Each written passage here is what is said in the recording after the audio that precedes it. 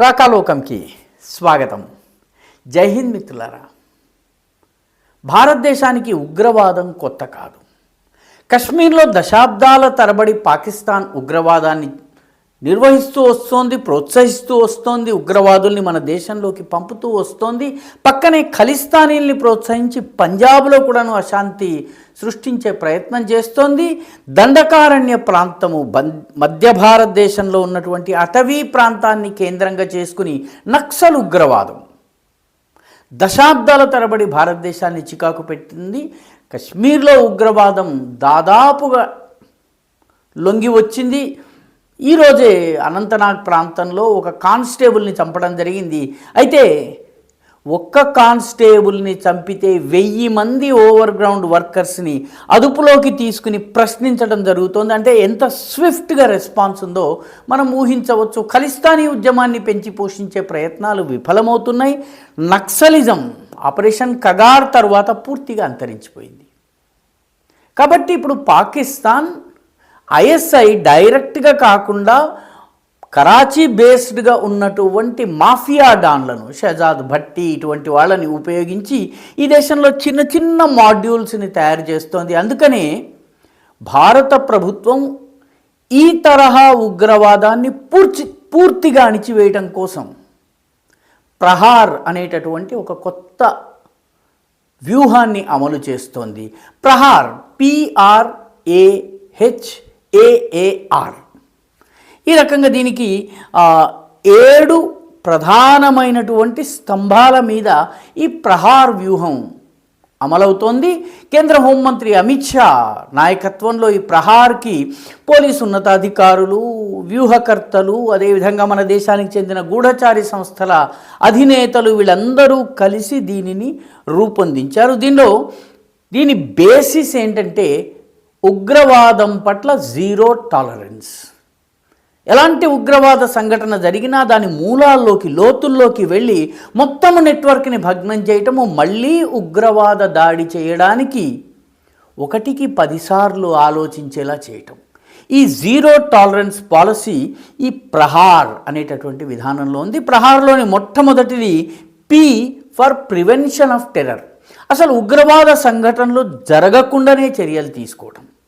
దేశవ్యాప్తంగా గూఢచారి వ్యవస్థను కట్టుదిట్టం చేయటము, నిఘా వ్యవస్థను కట్టుదిట్టం చేయటము, తద్వారా ఉగ్రవాద మూలాలున్నటువంటి వ్యక్తులు, పాకిస్తాన్తో సంబంధాలు పెంచుకుంటున్నటువంటి వాళ్ళు, బాంబులు తయారు చేస్తున్న వాళ్ళు, వీళ్ళందరినీ తమ కార్యకలాపాలు చేయడానికి ముందే అరెస్ట్ చేయటము.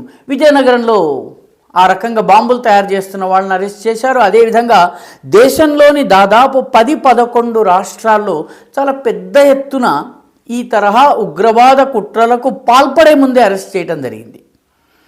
రెండవది ఆర్ ఫర్ ర్యాపిడ్ రెస్పాన్స్.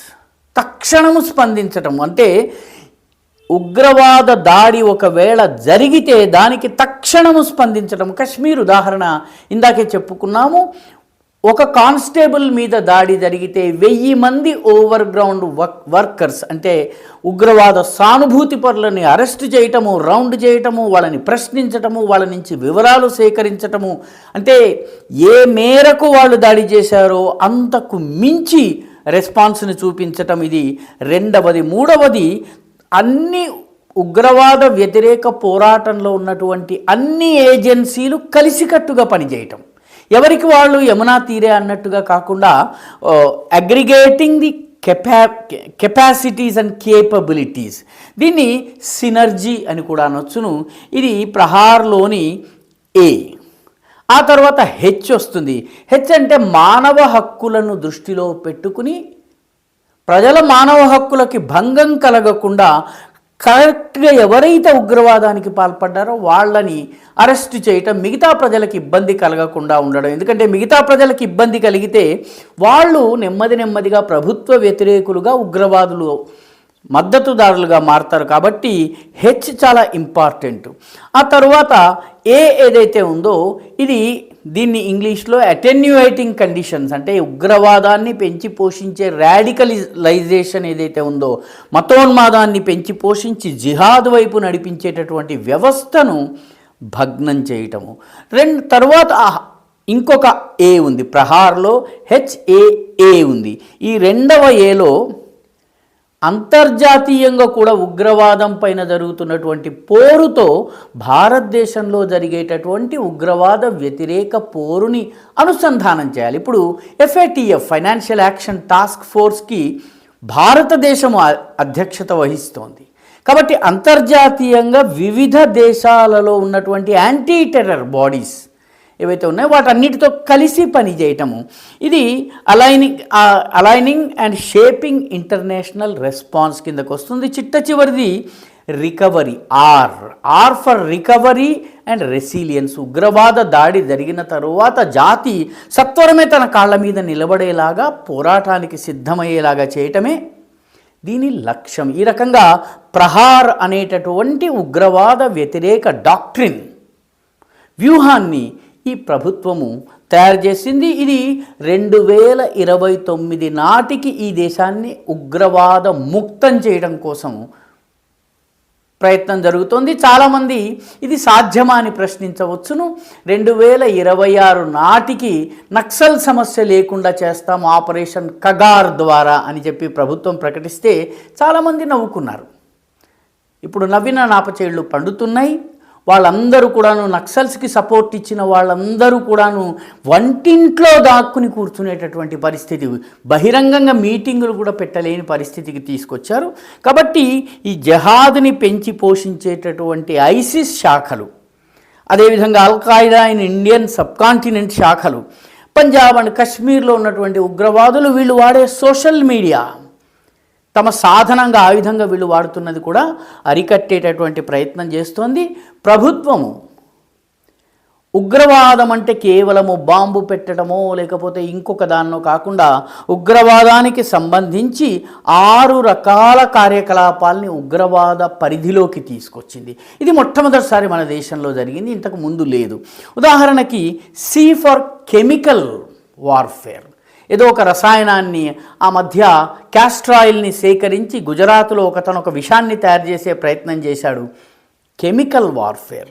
రెండవది బయలాజికల్ వార్ఫేర్. ఏదో ఒక రకమైనటువంటి వైరస్ని సమాజంలో ప్రవేశపెట్టడము లేకపోతే అంటువ్యాధుల్ని ప్రబలేలా చేయటము, ఇది బయలాజికల్ వార్ఫేర్. ఇది రెండవ రకమైనటువంటి ఉగ్రవాదము.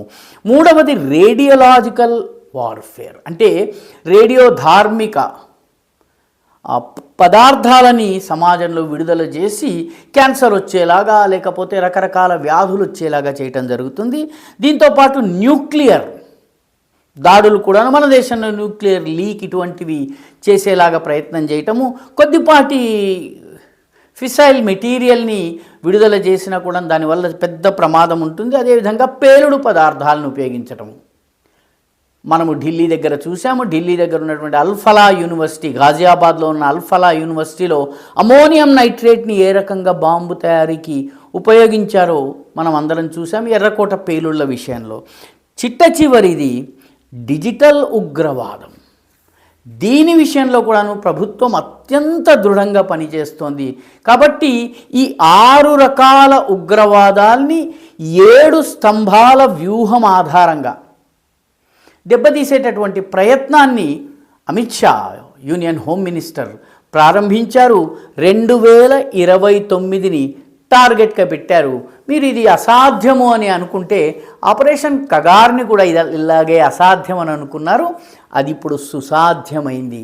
కాబట్టి ఈ ప్రహార్ ఏదైతే ఉందో ఉగ్రవాదుల పాలిటి చావు దెబ్బగా మారబోతోంది. ఈ వీడియో మీకు నచ్చినట్టయితే లైక్ చేయండి, షేర్ చేయండి, ఈ ఛానల్కి సబ్స్క్రైబ్ చేయండి. మీ అభిప్రాయాన్ని కమెంట్ల రూపంలో తప్పనిసరిగా పంపించండి.